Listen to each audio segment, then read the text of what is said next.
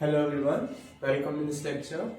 Students, आज हम एक नया चैप्टर स्टार्ट कर रहे हैं, कार्य, ऊर्जा तथा शक्ति। इसमें हम कार्य के बारे में पढ़ेंगे, ऊर्जा, गति ऊर्जा, स्थिर ऊर्जा का क्या कंसेप्ट है तथा शक्ति के बारे में अध्ययन करेंगे। जैसा कि आपने 10th क्लास में पढ़ रखा था कार्य के बारे में, कार्य और होता है बल गुणा विस्थापन। एक सूत्र और आपने पढ़ा होगा कार्य के लिए, आपने ऐसे देखा होगा W इक्वल टू, W कार्य के लिए है यहाँ F डॉट डी, जहाँ F तो बल है और D विस्थापन है।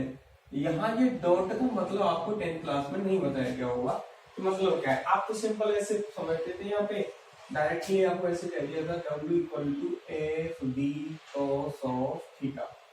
अब थीटा क्या है, यहाँ पे ये बल तथा विस्थापन के मध्य बना कोण होता है थीटा। तो इस कार्य के बारे में हम अभी जानेंगे किस प्रकार से कार्य हम ज्ञात करते हैं। फिजिकल वर्ल्ड में जो कार्य है वो किस प्रकार से निकाला जाता है। उससे पहले, कार्य को समझने से पहले हमें दो गुणन समझने चाहिए। एक सदिश गुणन भी हमें आना चाहिए और एक अदिश गुणन। सबसे पहले सीख लेते हैं अदिश गुणन क्या होता है। सदिश राशियां हमने पढ़ रखी है पहले, उन सदिश राशियों का अदिश गुणनफल किस प्रकार से ज्ञात किया जाता है। तो सबसे पहले आप पढ़ेंगे अदिश गुणन।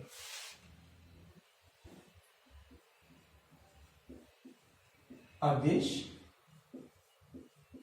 गुणन, देखो जैसा इसका नाम है ना, अदिश मतलब गुणा गुणने के पश्चात जो राशि निकल के आएगी, गुणन के पश्चात जो राशि निकल के आएगी वो अदिश राशि आएगी। आप पहले से जानते हो कि सदिश राशियां क्या होती हैं, अदिश राशियां क्या होती हैं, उसके बारे में बताने की जरूरत नहीं है।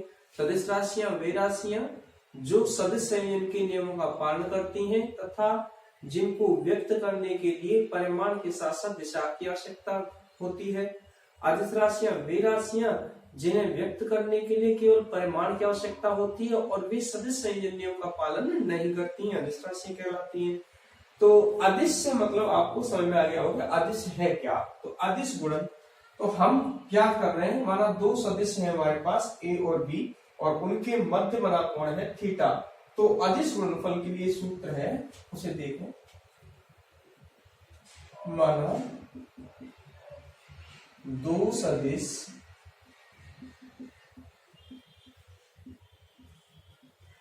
ए व बी है, ए व बी है तथा इनके मध्य बना कोण थीटा है। माना दो सदिश ए और बी है तथा इनके मध्य बना कोण, दोनों के मध्य जो कोण है वो क्या है, थीटा। तो सदिश ए व बी का अदिश गुणन निम्न प्रकार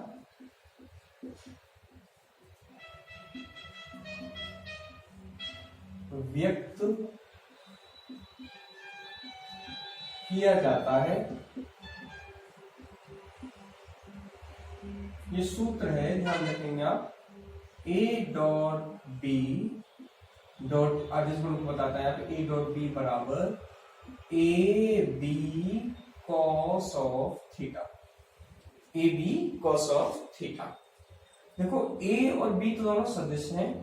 ये सदिश जो ए जो लिखा है यहाँ पे, सदिश ए का परिमाण है और बी क्या है, सदिश बी का परिमाण है। थीटा इन दोनों के मध्य बना कोण है। तो इस सूत्र की सहायता से हम सदिशों का अदिश गुणनफल ज्ञात कर लेते हैं। अब जैसे कोई सदिश है यहाँ पे, ये सदिश तो है ए और इधर सदिश दिया है आपको मान लो बी, ये सदिश बी है जिस इन दोनों के मध्य कोण है थीटा। ये तो अब यदि देखो, जैसे मैंने ये कहा, ये यहां से मैंने प्रक्षेप डाला बी सदिश का, ए पर क्या खींचा है, प्रक्षेप। तो ये वाला जो घटक है इस सदिश बी का वो क्या होगा, बी कॉस थीटा। इसे बताने की आवश्यकता नहीं, घटकों में मैंने सिखा रखा है आपको। देखो ये बी है तो इसके दो घटक होंगे, एक तो इधर होगा और एक इधर होगा, तो क्षैतिज दिशा में ये हो गया बी कॉस थीटा। ऊर्ध्वाधर दिशा में क्या होता है, बी साइन थीटा। अब ये बी cos थीटा क्या है, सदिश बी का ए पर प्रक्षेप है। बी cos थीटा,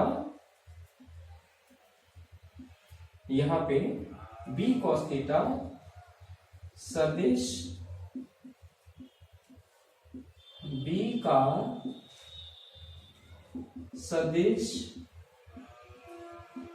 ए पर प्रक्षेप है। ये क्या है, प्रक्षेप है। तो मतलब मैं अगर ए डॉट बी को लिखना चाहता हूं तो मैं ऐसे लिख सकता था, सदिश ए का परिमाण तथा बी सदिश का ए पर प्रक्षेप। ये क्या है, सदिश बी का सदिश ए पर प्रक्षेप है।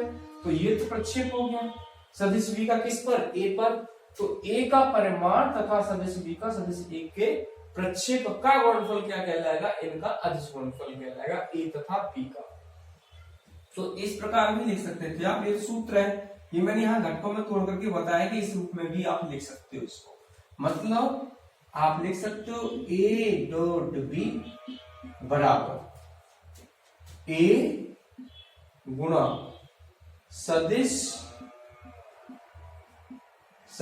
बी का सदिश ए पर प्रक्षेप। हमें दो सदिश दिए हो, एक सदिश का परिमाण दिया है और एक का दूसरे पर प्रक्षेप दिया हो, तो उन दोनों का अदिश गुणनफल हमसे पूछा जाए तो इस सूत्र से ज्ञात कर लेंगे। वैसे तो मैं ये सूत्र काफी था, लेकिन कभी हमें थोड़ा सा घुमा दो। तो ये मैंने बताया आपको, ये है क्या, ये बी cos थीटा क्या है, प्रक्षेप है। बी cos थीटा बी का ए पर खींचा गया प्रक्षेप है। ठीक, दूसरा इसको हम इस प्रकार तो लिख सकते हैं, ए डॉट बी बराबर बी ए cos थीटा। देखो क्रम विनिमय का नियम है, इनमें तो किसी को आगे लिख लो, किसी को पीछे लिख लो, कोई अंतर नहीं। अब ए cos थीटा जैसे था, अब ए cos थीटा क्या होगा, ए cos थीटा सदिश ए का बी पर प्रक्षेप है। किस पर प्रक्षेप है, ये बी पर। तो जैसे कि हमने दो सदिश खींचे थे अभी, ये सदिश ए है, ये सदिश मान लो बी है, ये ए सदिश और ये बी सदिश और ये कोण थीटा। अब इस सदिश का जैसे ये था ना, यहां से हमने अभिलंब खींचा था, इस पर अभिलंब खींचा था। और वैसे ही ए से अभिलंब खींचो किस पर, बी पर। तो यहां से 90 अंश का कोण इस पर बी पर, ऐसे ये ए है और हमने क्या खींचा है, इस पर अभिलंब। तो ये वाला ए cos थीटा हुआ, ठीक है। और ए cos थीटा यहां पर क्या है, ये है सदिश ए का सदिश बी पर प्रक्षेप, ठीक है। ये सदिश ए का प्रक्षेप है किस पर, सदिश बी पर। तो अब हम ऐसे तो लिख सकते हैं इसको, कैसे, ए डॉट बी बराबर बी इंटू सदिश ए का सदिश बी पर प्रक्षेप, सदिश ए का सदिश बी पर प्रक्षेप से गुणा कर, ठीक है। तो इस तरीके से हम यहाँ पे इनको निकाल सकते हैं आसानी से। और भी बात अभी डिटेल में करने वाले हैं, पहले इसी पर एक साधारण न्यूमेरिकल देख लेते हैं कि अगर हमें अदिश गुणनफल आ जाए तो हम किस प्रकार से ज्ञात करेंगे, ठीक है। इसको हटा दें यहां से, चलो इसको हटा देते हैं यहां से। और एक छोटा सा न्यूमेरिकल देखो, मान लो वो क्या देता है, ए बराबर 3 न्यूटन का बल दिया हुआ है कहीं पे, किसी वस्तु पर कार्य करते हैं 2 बल, और बी बराबर 5 न्यूटन दिया है, मान लो 4 न्यूटन दिया है, 5 ही मान लो 5 न्यूटन दिया, और ये एक दूसरे के साथ 60 अंश के कोण पर कार्य करते हैं। कितने अंश के कोण पर, 60 अंश के कोण पर। आपसे कहा जाता है ए डॉट बी, दोनों का अदिश गुणनफल ज्ञात कीजिए, ठीक है। तो सूत्र क्या था हमारे पास, ये सूत्र काम में आ जाएगा तो सीधा सीधा। ए का परमाणु कितना है 3, बी का परमाणु कितना है 5, इंटू कॉस 60, तो 3 पंजे 15 और कॉस 60 कितना होगा 1/2, तो आंसर क्या आ गया 7.5 न्यूटन। ठीक है, तो इस प्रकार से आप याद कर सकते हो। दूसरा इनमें से कोई एक ये इस पर आधारित देखो कि कोई एक सदिश का परिमाण दे दे और दूसरे का उसी पर प्रक्षेप दे दे। दूसरा क्वेश्चन देखो, इस प्रकार से कहते किसी सदिश का परिमाण 5 मात्रक है तथा एक अन्य सदिश का उपरोक्त सदिश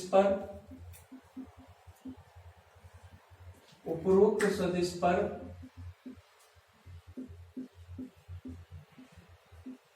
प्रक्षेप 10 मात्रक है,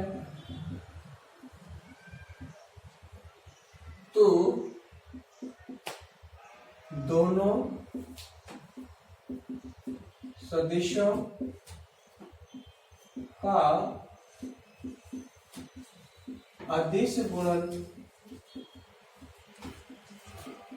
ज्ञात कीजिए। ऐसे क्या सकता है सिंपली। तो अब क्या करना है, आपको ये वाला सूत्र अप्लाई करना होगा, ये वाला। ठीक है, इसी वजह से मैंने डायग्राम आपको बनाने अच्छे से सही से नोट्स बनाएंगे इसी तरीके से मैंने बताया आपको। तो अब आप इसका सूत्र लगाइए, परिमाण दे रखा है तो आप जानते हैं, हम लिखेंगे यहाँ पहले तो ये सूत्र लिख लेना, ए डॉट बी बराबर, जैसे ए लिख दिया इंटू सदिश बी का सदिश ए पर प्रक्षेप।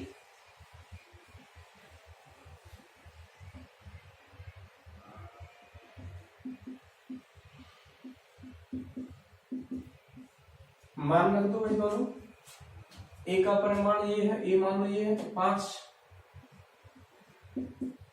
डी प्रक्षेप का मान कितना दे रखा है 10, तो 10 5 नहीं 50 मात्रक, ये निकल के आ गया अदिश गुणनफल। तो अभी साधारण तो समझ में आ गया हुआ कि अदिश गुणनफल किस प्रकार से हम ज्ञात करते हैं।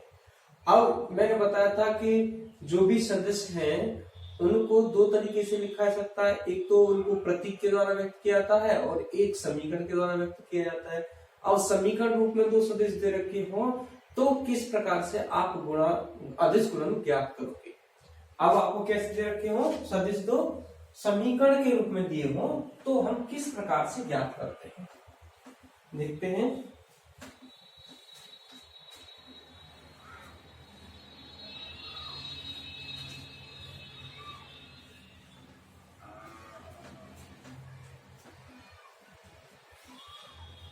अभी अदिश गुणन नहीं चल रहा है, मान लो एक सदिश दिया हुआ है ऐसे, सदिश ए बराबर ए X I cap plus A Y J cap plus A Z K cap. ठीक है, एक सदिश तो ये दिया हुआ है। दूसरा सदिश ये दिया हुआ है सदिश बी बराबर B x I cap plus B Y J cap plus B Z K cap. और हमें क्या ज्ञात करना है, हमें अदिश गुणन मतलब ए डॉट बी ज्ञात करना है, डॉट का मतलब अदिश से है। तो ए को रख दो पहले, दो ए X I cap plus A Y J cap plus A Z K cap. ठीक है, डॉट लगा दो, बी का मान रख दो B x I cap plus B Y J cap plus B Z K cap हो गया। अब इनका गुणन करोगे, देखो डॉट लगाए तो डॉट हर एक के साथ आ जाएगा। पहले मैं ए एक्स का कर रहा हूं ऐसे, जैसे ए एक्स आई कैप प्लस, अब देखो एक एक टर्म को लेना पड़ेगा तो बी एक्स का सबके साथ ले लो, इनके सबके साथ ले लो, इनके साथ ले लो। तो मैंने बी एक्स का ले रहा हूं तो dot B x I cap plus A Y J cap dot B x I cap, एक एक टर्म का। Plus A Z K cap dot B x I cap. कोई दिक्कत किसी को नहीं। प्लस अब दूसरा वाला ले लो बी वाई वाला, तो A X I cap dot B Y J cap plus A Y J cap dot B Y J cap plus A Z K cap dot B Y J cap. B Y वाला हो गया term plus, अब इस term को ले लो A X I cap dot B Z K cap plus A Y J cap dot B Z K cap plus A Z K cap into B Z dot में B Z K cap. अब देखो dot हटाओगे तो जैसे ए dot B लिखते तो क्या आ जाता था, जैसे ए डॉट बी लिखा आपने तो क्या होता था ए बी कॉस थीटा।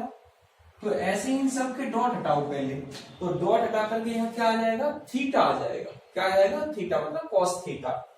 तो मैं अब आगे सिंप्लीफाई कर रहा हूं इसको, यहां तो समझ में आ गया होगा ये बराबर, ये आ गया ए एक्स आई ये वाला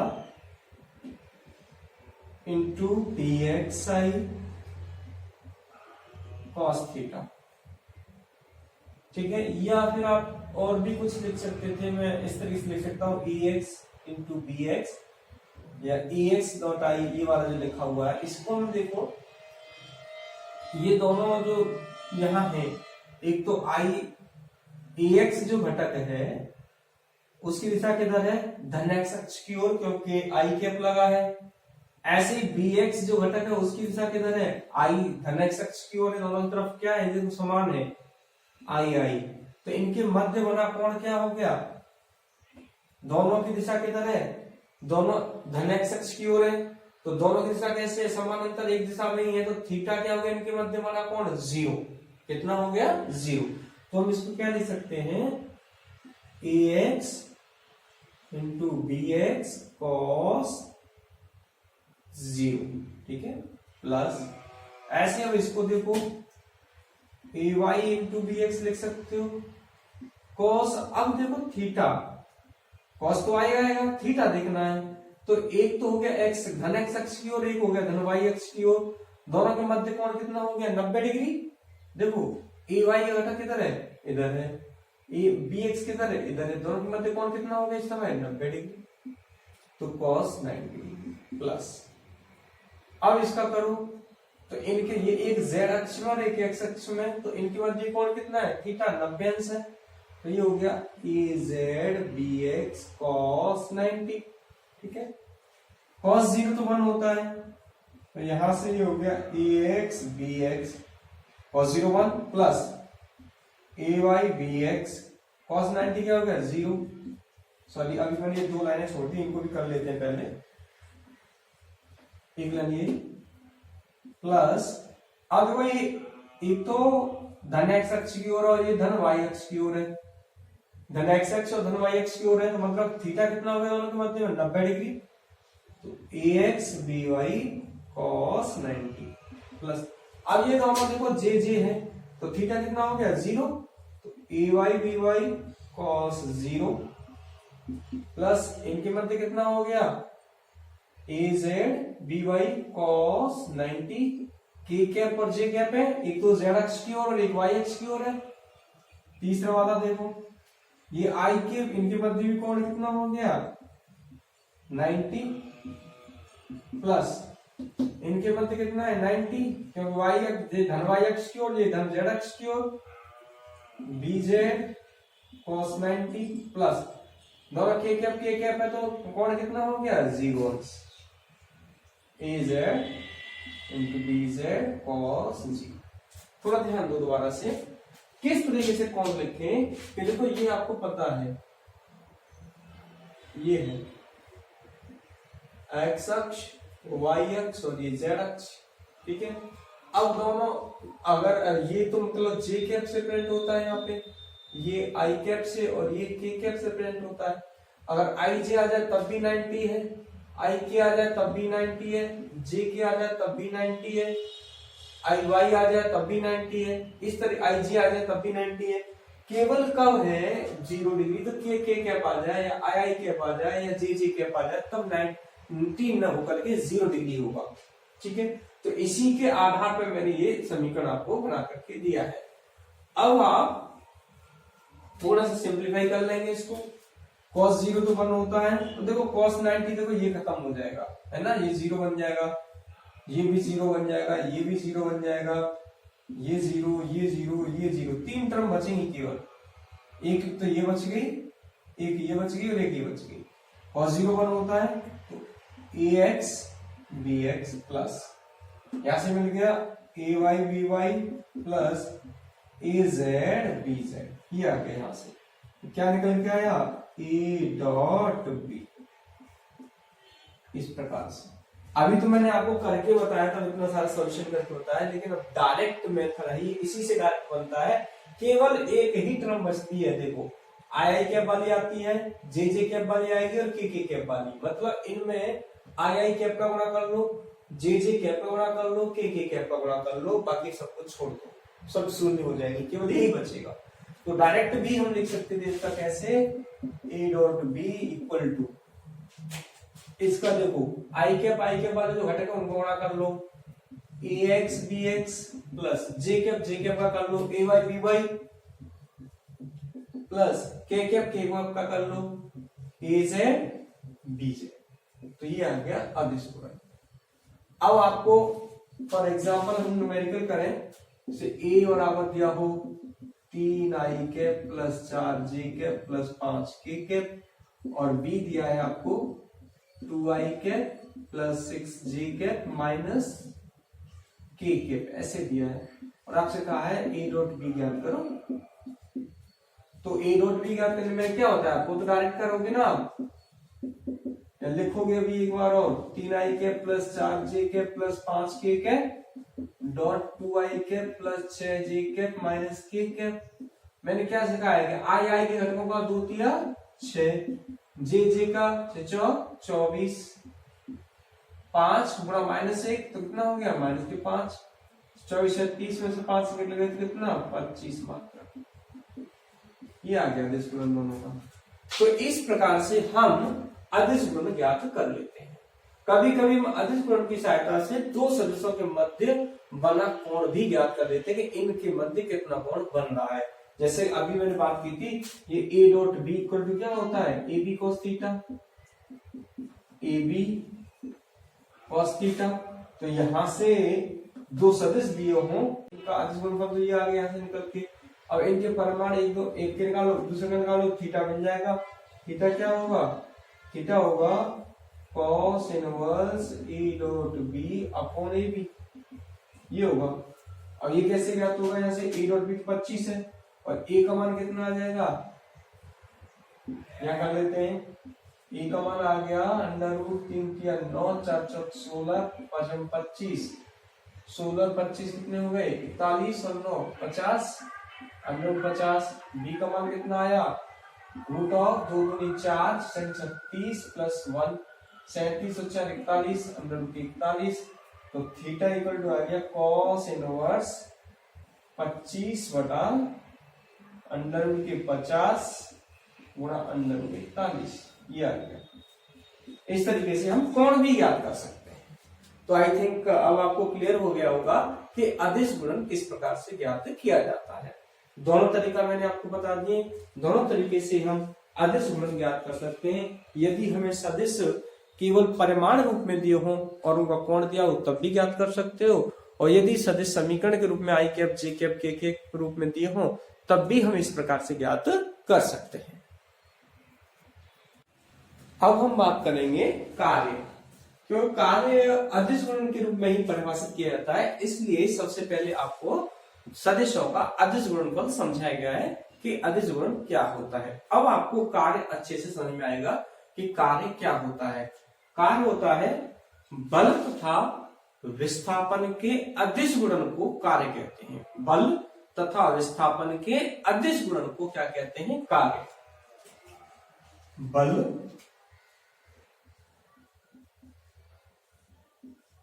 तथा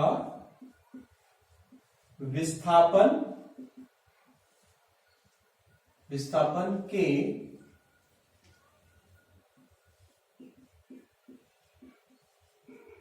अदिश गुणन को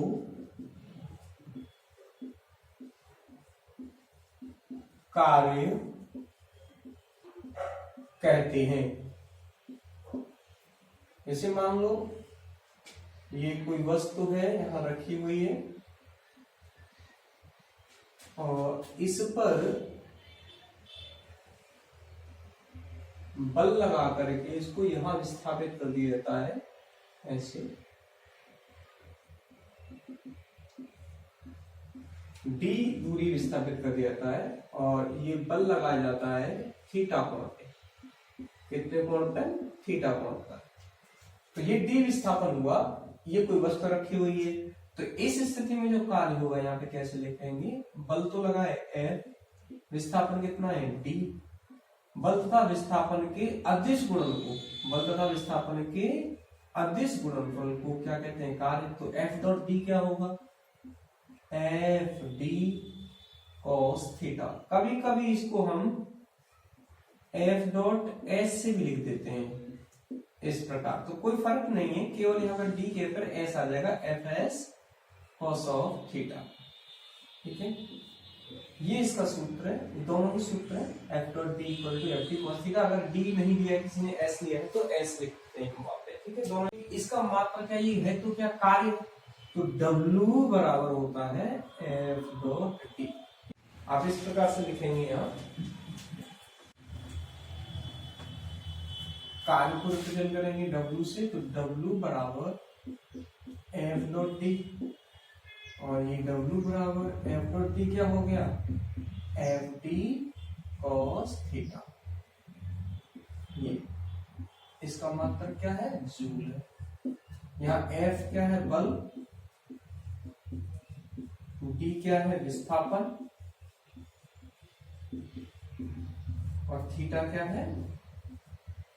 F व D के मध्य बना कोण। दोनों के मध्य बना कोण क्या है? थीटा। यहाँ पे बल और विस्थापन के मध्य बना कोण थीटा क्या है? बना कोण क्या है? थीटा है। तो इस प्रकार से हम कार्य को परिभाषित करते हैं। अब हमें कार्य कहीं पे निकलवाया जाए तो दो प्रकार के न्यूमेरिकल्स हो सकते हैं इसमें। देखो, पहला न्यूमेरिकल तो ऐसे हो सकता है कि बल और विस्थापन दोनों ही हमें सदिश रूप में दे दी जाए। जैसे 3i cap plus 4j cap plus 5k cap दिया है और d दिया है दूसरा तुमको 2i cap plus j cap minus k cap. ऐसे तो कार्य पूछा जाए हमसे तो W क्या होता है? हम लिख देंगे F डॉट D होगा। तो F डॉट D आई का 2 के 6, जे का 4 1 4 माइनस के 5 5 1 5 6 4 10 5 मात्र मतलब 5 जूल कार्य हो गया। ये दिया हो तो कार्य का मान निकल के आ गया। एक और हो सकता था कि किसी वस्तु को बल लगा करके विस्थापन के साथ इतने कोण पर विस्थापित कर दिया जाता है 10 मीटर से 50 मीटर से, तो किए गए कार्य की गणना कीजिए।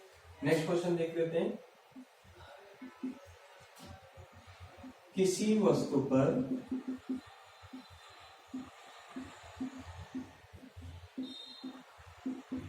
चित्रानुसार 10 न्यूटन का बल लगाकर उसे 20 मीटर विस्थापित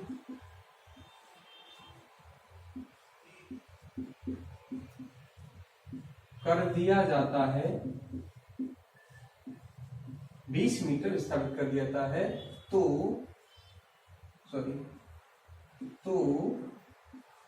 वस्तु पर किए गए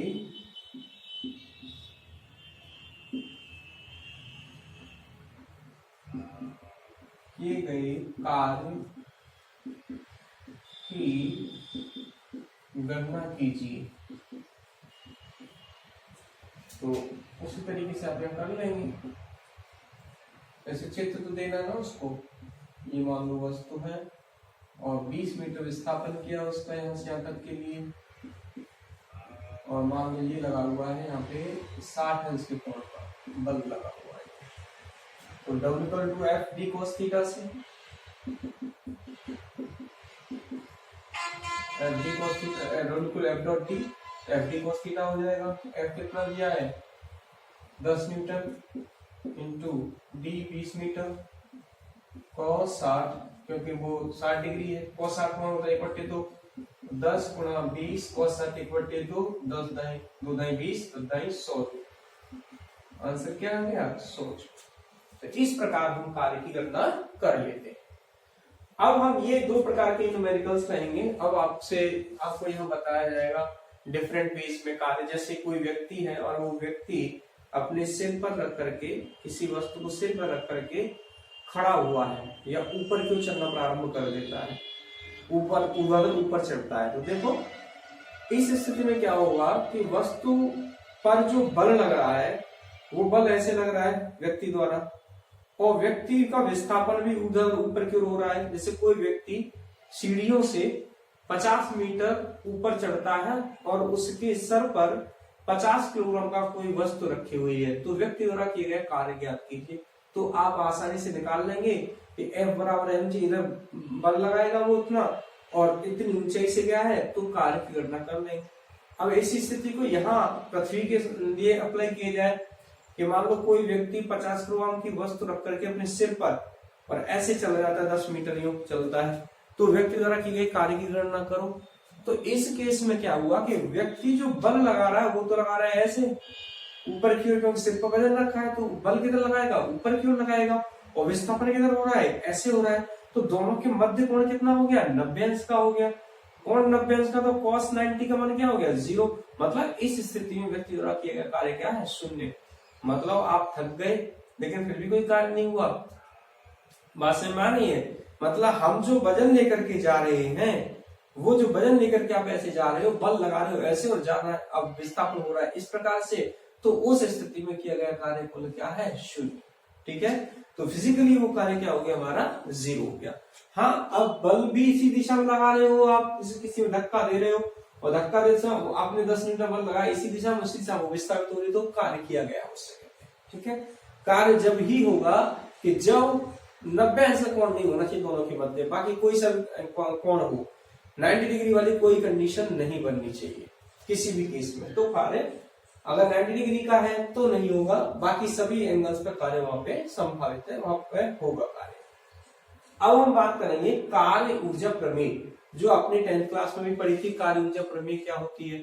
कार्य ऊर्जा प्रमेय से हम ये, जैसे कोई वस्तु गतिशील है और उसको बल लगा दिया जाए तो कुछ समय पश्चात जो कार्य किया जाता है उसे कार्य ऊर्जा प्रमेय की सहायता से आसानी से ज्ञात कर लेते हैं।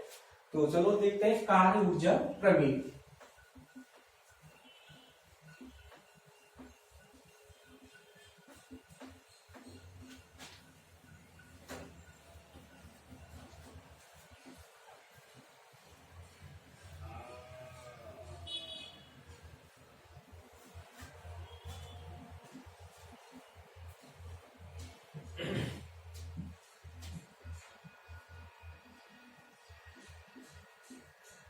कार्य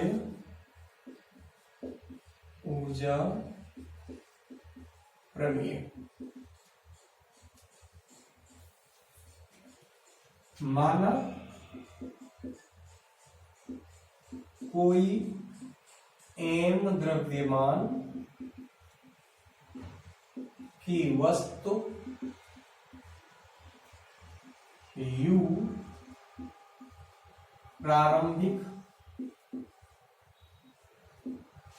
प्रारंभिक वेग से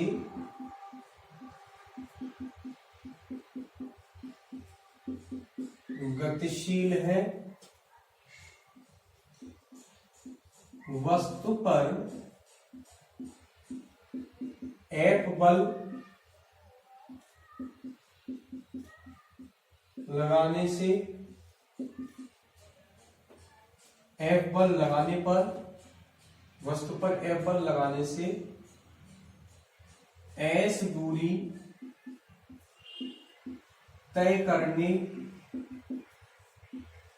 के पश्चात वस्तु का अंतिम वेग v हो जाता है यदि वस्तु एक समान त्वरण से त्वरित होती है तो, ठीक है, यदि वस्तु एक समान त्वरण से त्वरित होती है तो, ठीक है। ये तो बात अपने आप अंडरस्टैंड है कि हमने बल जो है नियत लगाया, वस्तु पर F बल लगाने से S दूरी तय करने के पश्चात वस्तु का अंतिम वेग हो जाता है यदि तथा वस्तु, ऐसे लिख सकते हो, तथा वस्तु एक समान त्वरण से त्वरित होती है, तथा वस्तु एक समान त्वरण, यहाँ पे लिख भी देते हैं, A से त्वरित होती है, ठीक है। तो अब हम यहाँ गति के समीकरणों को काम में लेंगे, जो गति का तृतीय समीकरण है उसको काम में लेंगे, गति के तृतीय समीकरण से। गति के तृतीय समीकरण से,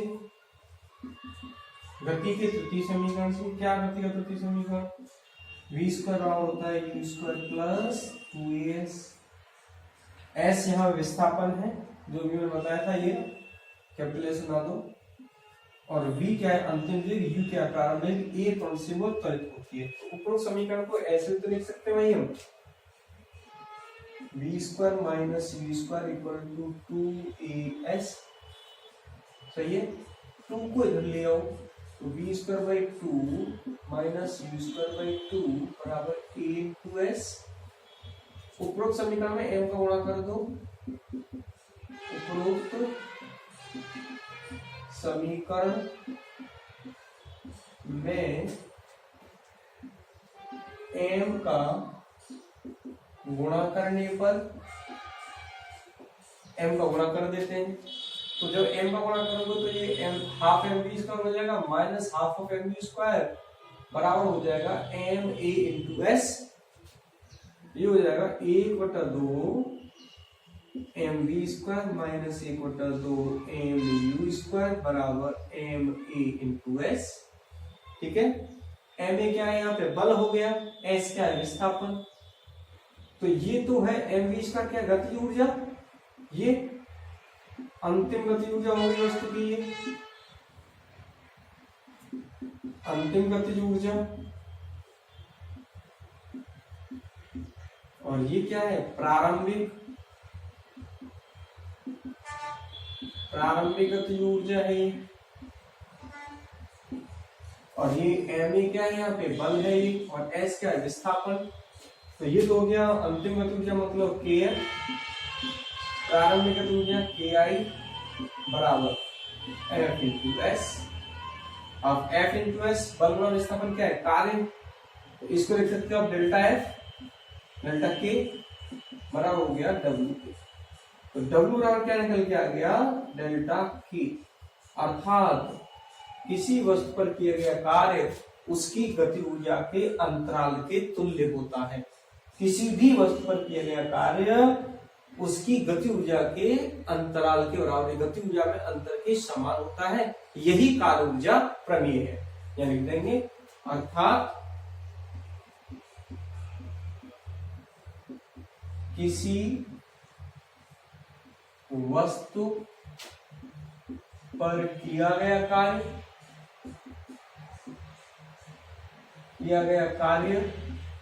उसकी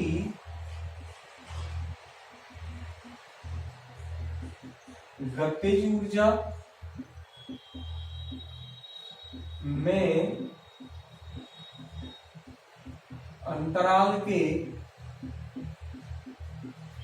तुल्य होता है, गति ऊर्जा में अंतराल के तुल्य होता है, यही कार्य ऊर्जा प्रमेय है।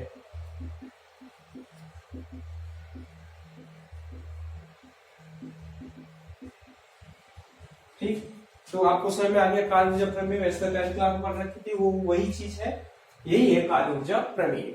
तो अब तक आपने कार्य के बारे में सीखा, और यहाँ जो कार्य की बात की जा रही है वो जब की जा रही है कि बल आपका नियत है।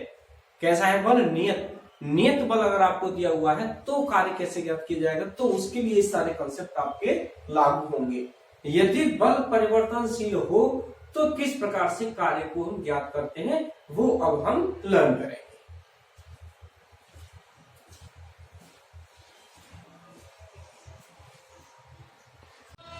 ओके स्टूडेंट्स, तो अब हम बात करेंगे परिवर्ती बल द्वारा किए गया कार्य।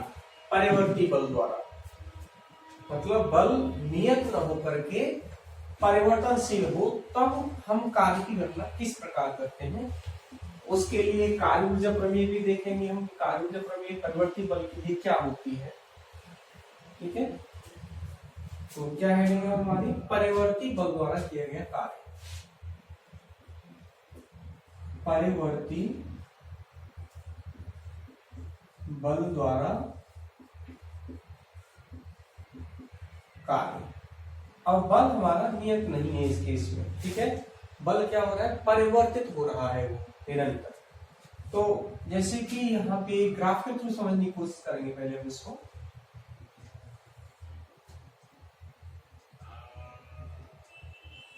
ये तो मान लो ये बल का अक्ष है F, और यहां विस्थापन दे रखा हो मान लो S, ये 0 है, और यहाँ पे मान लो इन्होंने इसको कह दिया डेल्टा x या डेल्टा x मान, और डेल्टा x है। तो हम यहाँ कार्य की गणना कैसे करते हैं कि जो भी ग्राफ दिया हो तो ग्राफ के लिए हम उसका ग्राफ का क्षेत्रफल ज्ञात कर लेते हैं। जो क्षेत्रफल है ना वही क्यों ज्ञात करते हैं, वैसा क्या है देखो कि इसमें से हम छोटे छोटे स्ट्रिप्स काट लेते हैं। छोटा सा ये वाला ये स्ट्रिप काटा है, इसका क्षेत्रफल निकालेंगे और इसको इंटीग्रेट कर देंगे यहाँ तक। तो यहाँ तक जो इंटीग्रेशन होगा, पहले तो इसका छोटा सा काटा, फिर एक और, फिर एक और, पहले सबको क्या करते हैं जोड़ते हैं।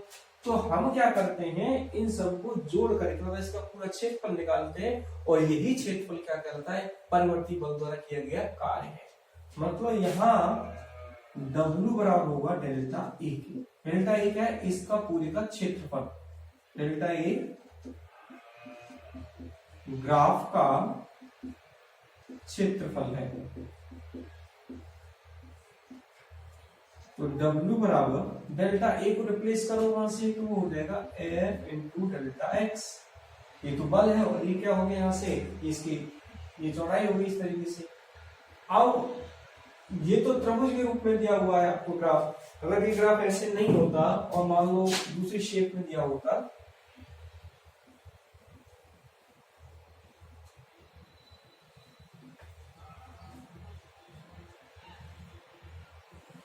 ऐसे ग्राफ दिया हुआ, मान लो ये ग्राफ है, और आपको ये बल दिया हुआ इधर, और ये विस्थापन दिया हुआ इस तरफ। फिर आपसे कहा जाए कि एक कार्य की गणना करो, तो सिंपली आपको क्या करना है, यहाँ से ये ग्राफ ऐसे ये है, तो इसमें छोटी सी स्ट्रिप्स काट लेंगे ये वाली, और इसका क्या निकाल लेंगे? क्षेत्रफल निकाल लेंगे। फिर इसको कर देंगे हम क्या, जोड़ देंगे। अभी डिस्क्रीट फॉर्म में कर रहे हो तो इन सबको छोटे छोटे स्ट्रिप के क्षेत्रफल जोड़ दो, कुल क्षेत्रफल निकल जाएगा। कुल क्षेत्रफल भी क्या कहलाता है? परिवर्ती बल द्वारा किया गया कार्य, ठीक है। कुल क्षेत्रफल तो A निकाल लिया आपने, जैसे मान डेल्टा ए भी नहीं है, A मान लो रखा है। तो जो क्षेत्रफल है परिवर्ती बल तथा विस्थापन के मध्य घिरे ग्राफ का क्षेत्रफल ही क्या कहलाता है? परिवर्ती बल द्वारा किया गया कार्य। तो अब हम यहाँ परिभाषित कर लेते हैं, यहाँ पे परिवर्ती बल,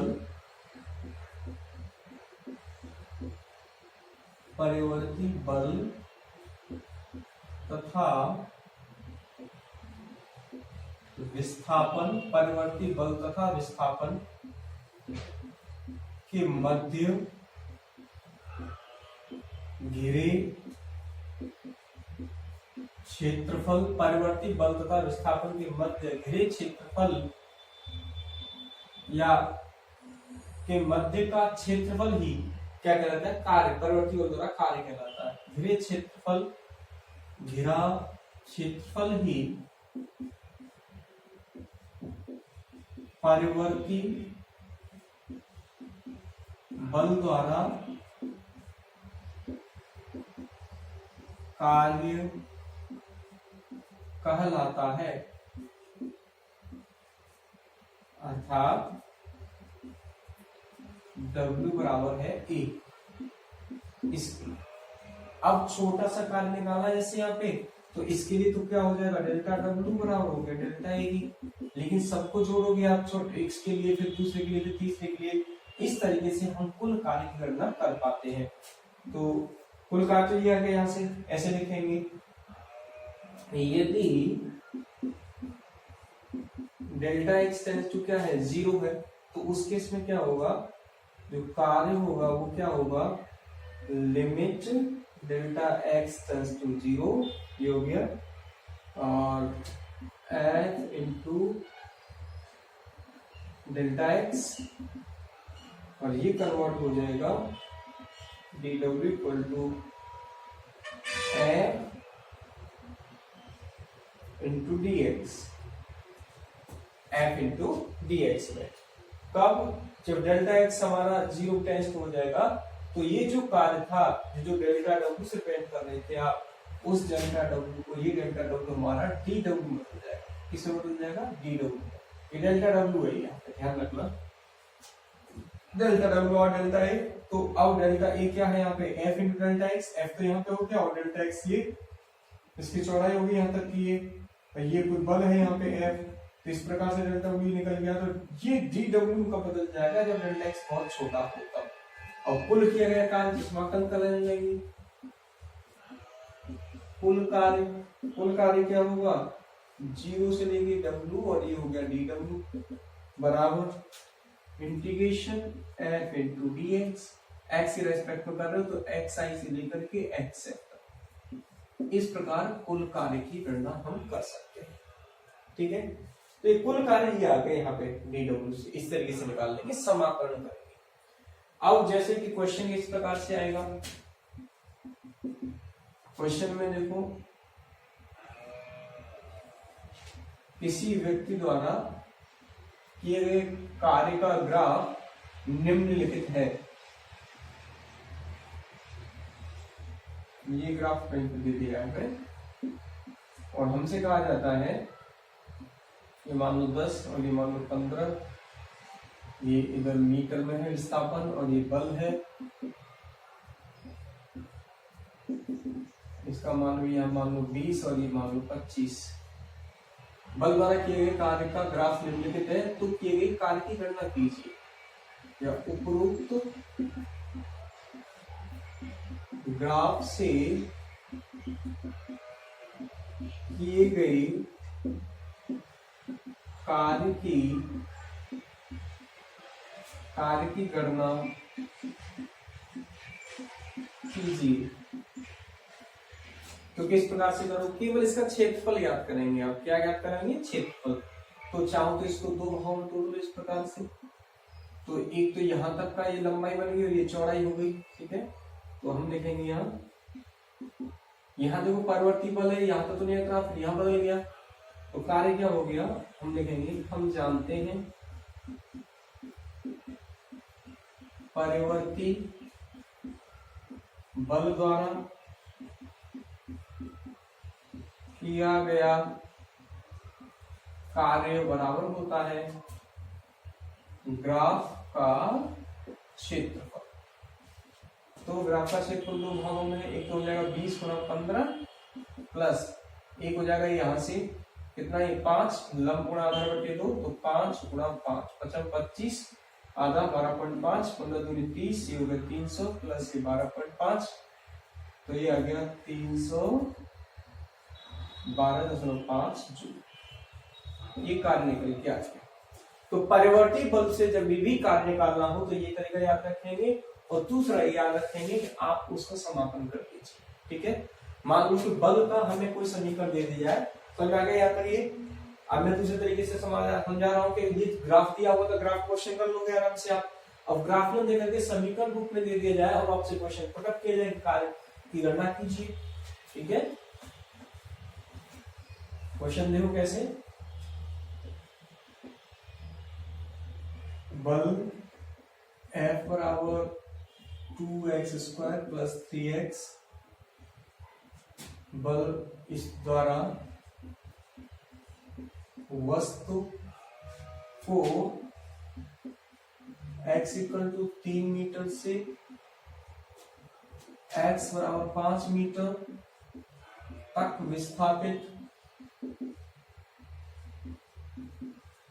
किया जाता है, तो बल द्वारा वस्तु पर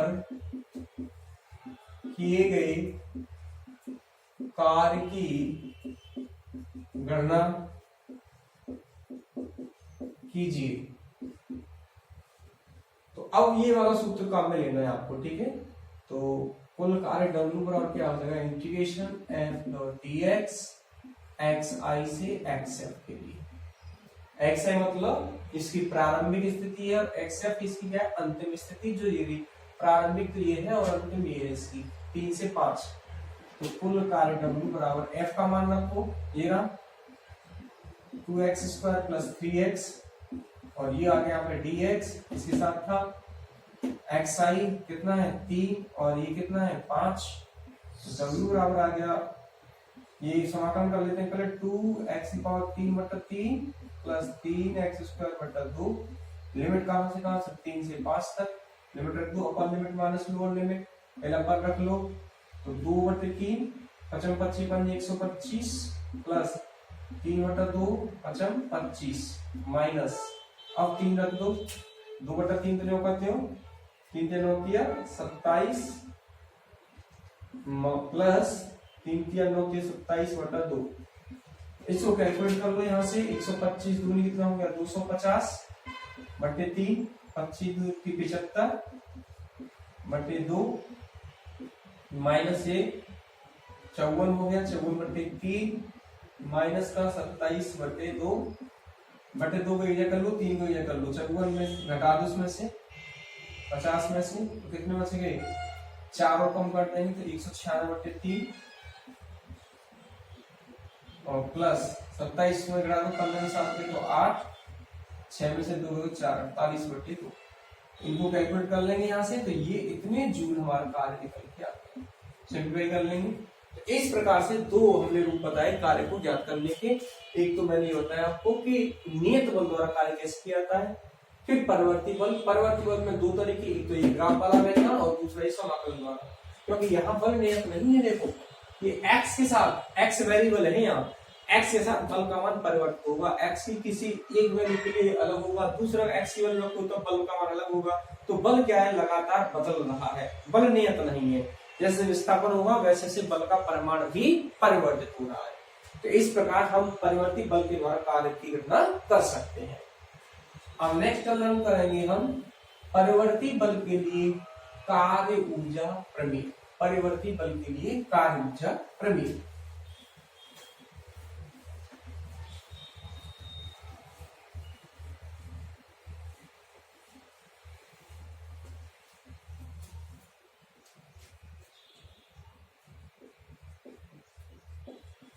परिवर्ती बल के लिए कार्य ऊर्जा प्रमेय। परिवर्ती बल के लिए कार्य ऊर्जा प्रमेय। जैसे कि हम पहले से ही गति ऊर्जा के बारे में जानते हैं, हम जानते हैं यदि कोई m द्रव्यमान की वस्तु v वेग से गतिशील है तो उसकी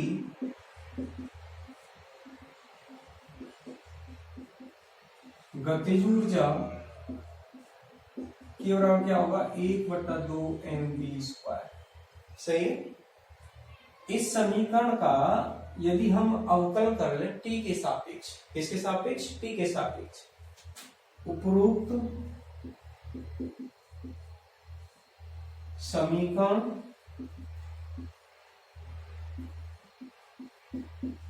का अवकलन करने पर, तो dk बाई dt बराबर 1/2 तो है ये m, इसको क्या ऐसे लिख सकते हैं इंटू v, दो जगह लिख दिया मैंने, एक v यहाँ पे लिख दिया, ठीक है।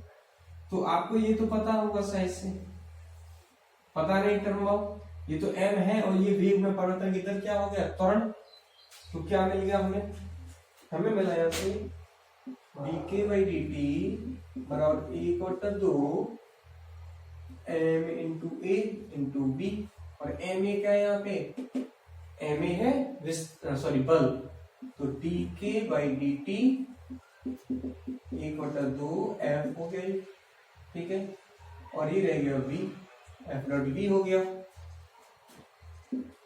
अब v को आप जानते हो, v क्या है, वेग मतलब विस्थापन परिवर्तन की दर, इसको ऐसे तो लिख सकते हैं dk by dt equal to f by 2 ds by dt, ऐसे लिख सकते हैं ना।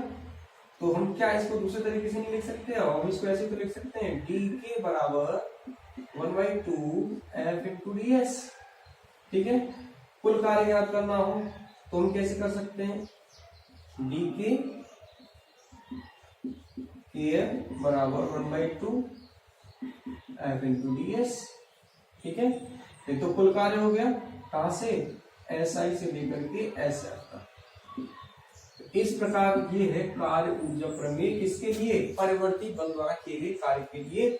इस प्रकार से हम ज्ञात कर सकते हैं। दोबारा से देखो, गति ऊर्जा केवल 2 mv² होती है, इसका अवकलन किया t के साथ, इस प्रकार से लिखोगे आप, तो ये वेग में परिवर्तन दर त्वरण हो गई, तो बल सॉरी द्रव्यमान त्वरण होता है बल, तो 1/2 m हो गया, ये f डॉट v लिख दिया मैंने, और v क्या है, ds बाई dt, विस्थापन परिवर्तन दर को वेग कहते हैं।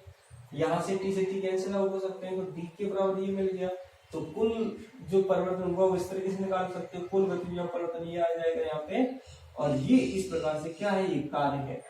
तो ये परिवर्ती बल द्वारा कार्य ऊर्जा प्रमेय है, मतलब कि कुल गति ऊर्जा में परिवर्तन ये जो है जितना मिल रहा है वो किसके बराबर है, कार्य किए गए कार्य का 1/2, ठीक है। इस प्रकार से हम कार्य की गणना कर लेते हैं। ओके स्टूडेंट्स, तो ये हमने क्या निकाला है, परिवर्ती बल के लिए कार्य ऊर्जा प्रमेय को ज्ञात किया है। इस प्रकार से हम कर सकते हैं। थोड़ा सा एक मिस्टेक हुई यहाँ पे, ये 1/2 टर्म नहीं आएगा, यहाँ से रिप्लेस हो जाएगा, ये टर्म थी यहाँ पे, इसका अवकलन करोगे आप, यहाँ पे क्या था v², तो ये तो ऐसे लिख जाएगा dk बाई dt, और v² का अवकलन, ये तो टर्म नियत है, 1/2 m तो नियत है, और v² का करोगे dv² बाई dt। इस प्रकार से कैसे लिखोगे इसको लिखोगे 2v dv बाई dt, इसका ये आएगा, समझे हो कि 1/2 ऐसे लिखा हुआ है, v तो लिख दिया, इसका क्या आएगा, ये आ जाएगा 1/2 m तो जो कहते हो into 2v dv by dt, 2 से 2 कट गया, मतलब बाकी टर्म तो एलिटेड रही, m इंटू v जो कहते हो आ जाएगा, m इंटू v वहां आ ही रहा है, d बाई dt क्या हो गया, त्वरण हो गया, ये 2 हट जाएगा, केवल 2 से 2 क्या हो जाएगा, कट जाएगा, तो हर जगह से ऐसे 1/2 एलिमिनेट कर दो, ये नहीं रहेगा, ये भी नहीं रहेगा, और ये सब। इस प्रकार से ये है कार्य ऊर्जा प्रमेय, किसके लिए, परिवर्ती बल द्वारा किए गए कार्य के लिए। ओके स्टूडेंट्स, तो आज हम यहीं तक कंप्लीट करेंगे, यहाँ तक सारे नोट्स अच्छे से प्रिपेयर करो, और जो मैंने आज लर्न कराया, अदिश गुणनफल से स्टार्ट किया, फिर कार्य बताया, फिर कार्य ऊर्जा प्रमेय नियत बल के लिए, फिर परिवर्ती बल द्वारा किए गए कार्य की बात की, हमने कुछ न्यूमेरिकल प्रॉब्लम्स को डिस्कस किया, फिर परिवर्ती बल के लिए कार्य ऊर्जा प्रमेय मैंने यहाँ पे आपसे डिस्कस किए, और इसकी सहायता से आप उन न्यूमेरिकल प्रॉब्लम्स आप इजी वे में कर सकते हो, जो कि मैंने अभी एक न्यूमेरिकल प्रॉब्लम दिखाया था आपको इंटीग्रेशन फॉर्मेट में करके, वो यही तो थी अभी, अगर आप देखें तो उसको, ये या तो गति ऊर्जा में परिवर्तन मिल जाए आपको, तो कुल गति ऊर्जा में परिवर्तन ही क्या होगा, परिवर्ती बल द्वारा किया गया कार्य होगा। Okay students, so enjoy the lecture, all the best, have a nice day.